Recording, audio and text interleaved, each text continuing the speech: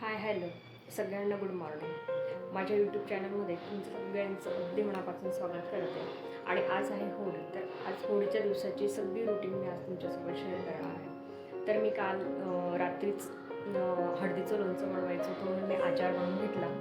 आणि तो आचार हळदीचं लोणचं कसं बनवते मी तुम्हाला शॉर्ट व्हिडिओमध्ये आपल्या यूट्यूब चॅनलवर शेअर करणार आहे. तर मग रात्रीच मी आचारचा सगळा मसाला तयार करून झाला आहे. आता मला हळदीचं लोणचं टाकायचं आहे.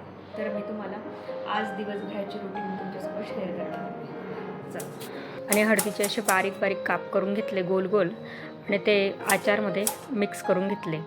आणि आचारचं हळदीचं लोणचं माझं तयार झालं.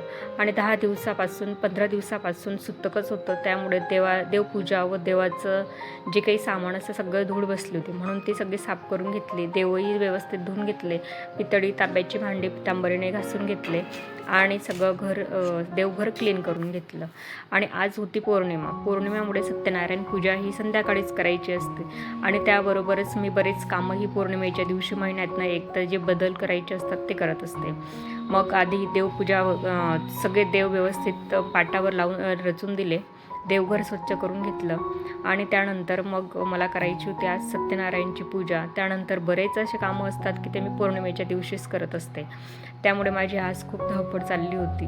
मग त्यानंतर सगळं प्रवेश दरवाजा पुसून घेतला गोमूत्र वगैरे टाकून.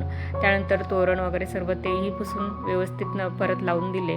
आणि देवघरात स्वस्ती काढायची असते. तसेच उंबरठ्याची पूजासुद्धा कधीपासून केलीच नव्हती. 15 दिवसापासून सगळा धूळ बसला होता, तोही सगळं साफ करून घेतला.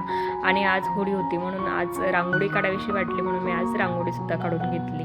त्यानंतर तुळशीजवळ सुद्धा रांगोळी काढली, कारण की घरामध्ये दिवा वगैरे लावलेला नसतो ना, तर घर अगदी वेगळंच वाटत असतं. आणि 15 दिवसापासून तर ते पूजा वगैरे होतच नव्हती, म्हणून मी आज सगळं साफसफाई केली आणि सगळे पूजेला सुरुवात केली.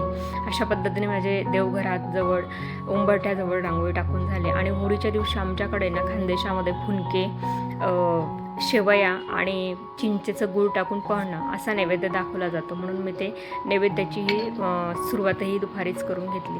त्यानंतर किचनच्या ओट्यावर वरच्या बाजूला स्वस्तिक काढायची असते, तीही मी पौर्णिमेच्या दिवशी काढत असते. प्रवेश दरवाजावर सुद्धा. आणि महिन्यातनं एकदा म्हणजे कलश भरत असते, हा मंगल कलश, त्याचीसुद्धा आज मी स्थापना करून घेतली. कारण काय, उद्या ग्रहण होतं, त्यामुळे म्हटलं सकाळी न करता आता संध्याकाळी पौर्णिमा सुरू झाली आहे, तर आताच ही पूजा हेही कळस स्थापन करून घेऊया, म्हणून तेही स्थापन केले. आणि सत्यनारायण पूजेची मांडणीसुद्धा करून घेतली. त्यानंतर प्रसाद केला.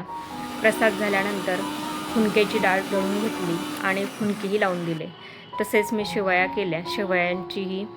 शेवयांची तयारी करून घेतली आणि चिंचेचं पन्हं गेलं. सगळे आवरावरं झाली.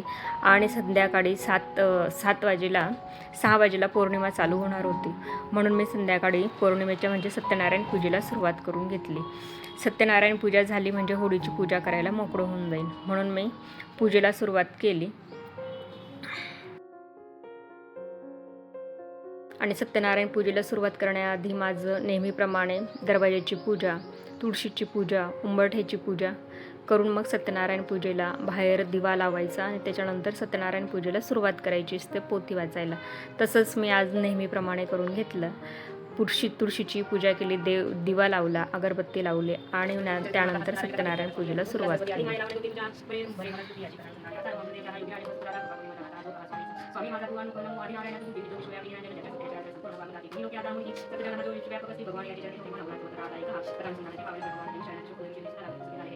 आणि सत्यनारायण पूजेची पूजा करत असताना चंद्राचे देखील असं खिडकीतनं दर्शन होतं, तर खूप छान वाटतं. त्यानंतर माझी सत्यनारायण पूजा संपूर्ण झाली.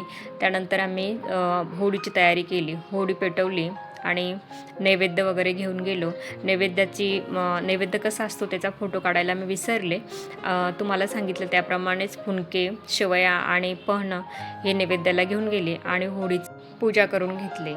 तर आजचा व्हिडिओ इथेच संपवते. पुन्हा भेटूया नवीन व्हिडिओमध्ये. तोपर्यंत सगळ्यांना बाय बाय.